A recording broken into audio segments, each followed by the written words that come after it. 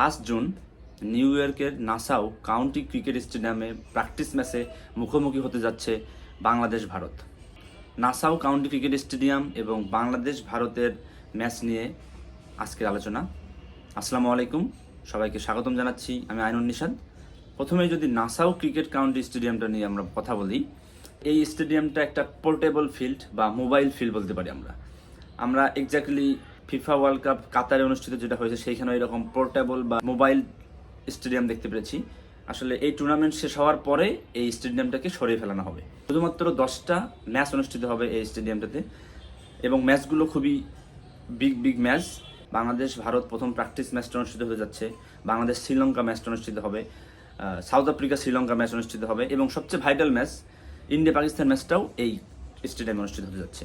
মাত্র কয়েক মাসের ব্যবধানে প্রায় 36,000 ধারণ ক্ষমতা সম্পন্ন এই স্টেডিয়ামটা তৈরি করা হয়েছে, যেটা কিনা আমাদের শেরেবাংলা ন্যাশনাল ক্রিকেট স্টেডিয়ামের ধারণ ক্ষমতা চেয়েও 10,000-এর মতো বেশি ধারণ ক্ষমতা সম্পন্ন একটা স্টেডিয়াম। এইখানে অস্ট্রেলিয়া থেকে ড্রপিং পিস জাহাজে করে যুক্তরাষ্ট্রে আনা হয়েছে। তার মধ্যে 4টা ড্রপিং পিস অলরেডি স্টেডিয়ামে ইনক্লুড করা হয়েছে। বাকি ড্রপিং পিসগুলো প্র্যাকটিস গ্রাউন্ডে রাখা হয়েছে, যেখানে প্লেয়াররা প্র্যাকটিস করতেছে বা প্র্যাকটিস করবে। তো এরপর যদি আমরা বাংলাদেশ এবং ভারতের টিম নিয়ে কথা বলতে চাই, প্রথমেই যদি ভারত নিয়ে কথা বলি, আমরা দেখতে পারবো ভারত কিছুদিন আগেই আইপিএল শেষ করে এসেছে। আইপিএলে ভারতের প্লেয়াররা দুর্দান্ত ফর্মে ছিল। ভারতের প্লেয়াররাও মুখিয়ে আছে ড্রপিং পিচটা কেমন আচরণ করবে, ড্রপিং পিচে আসলে কিভাবে তারা অ্যাডজাস্ট করবে। এই জন্য আমরা জানতে পেরেছি বাংলাদেশ ভারত প্র্যাকটিস ম্যাচে বিরাট কোহলি খেলছেন না, তিনি রেস্টে আছেন।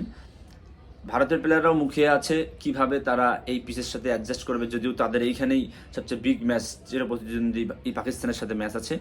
তো তারা বিষয়টা নিয়ে খুবই সিরিয়াস। এরপর যদি বাংলাদেশের দিকে আসি, আমরা জানি বাংলাদেশের টপ অর্ডাররা ফর্মে নাই। তো টপ অর্ডাররা ব্যাটিং নিয়ে খুবই সিরিয়াস। আমরা প্র্যাকটিস ম্যাচে দেখতে পেরেছি বাংলাদেশের টপ অর্ডাররা ব্যাটিং করছে দীর্ঘক্ষণ ধরে। বাংলাদেশের দুইটা সমস্যা আছে, একটা হচ্ছে আমাদের বেস্ট অলরাউন্ডার সাকিব আল হাসান, যিনি কিনা তার ব্যাটিংটা সাম্প্রতিক সময় খুব ভালো যাচ্ছে না। তো তিনি তার ব্যাটিং প্র্যাকটিসটা চালিয়ে যাচ্ছেন এবং সাকিব আল হাসান তার ব্যাটিং প্র্যাকটিস নিয়ে খুবই সিরিয়াস এবং তিনি দীর্ঘক্ষণ ব্যাটিং প্র্যাকটিস করেছেন।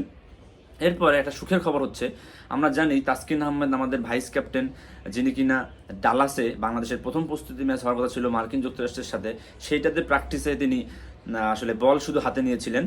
কিন্তু তিনি নিউ ইয়র্কে প্র্যাকটিস ম্যাচে শুধু বল হাতে নিয়েই ছিলেন না, তিনি ফুল রিদমে, ফুল রান আপে একজন পেসার যেমনভাবে প্র্যাকটিস করে মোটামুটি সেইভাবে প্র্যাকটিস করছে, যেটা কিনা বাংলাদেশ টিমের জন্য একটা তৃপ্তির জায়গা, বাংলাদেশ টিমের জন্য একটা স্বস্তির জায়গা। তাসকিন আহমেদ মোটামুটি রিকভারি করে ফেলছেন, হয়তো তিনি শ্রীলঙ্কার সাথেই বাংলাদেশের ম্যাচটা খেলতে পারবেন।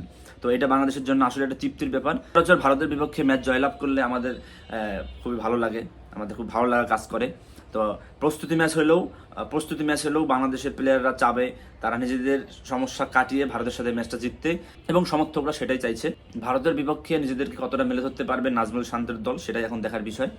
আপনারা কি মনে করছেন, বাংলাদেশ কি পারবে ভারতের বিপক্ষে নিজেদেরকে জ্বালিয়ে তুলতে? কমেন্ট বক্সে জানাবেন। ধন্যবাদ সবাইকে।